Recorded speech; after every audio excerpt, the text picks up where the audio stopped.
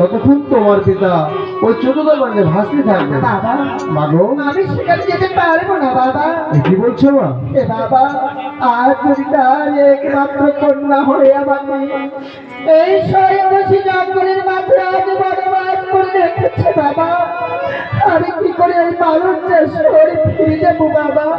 জননী গো, এ বাবা যে দেখো তোমার পিতা ভুল করতে পারে কিন্তু তুমি ভুল করতে পারো না। আরেকটি কথা জেনে রাখো, যে রাজা হয়ে যদি করতে না পারে রাজ্যের বিচার, আর পুত্র হয়ে যদি করতে না পারো তুমি পিতাকে উদ্ধার, আর স্ত্রী হয়ে যদি করতে না পারো স্বামীর অনুমতি, এই তিনটা জিম্মা যাবে অনুমতি। এবার বলো, তোমার বাবা বিপদে পড়েছে, তাকে উদ্ধার করার কর্তব্য তোমার, আমার নয়। ওরে বাবা সত্যি মাগো পারো না বাবা, আমি যে এত দূরে রাস্তা কি করে যাবো বাবা, আমি তো জানি না বাবা।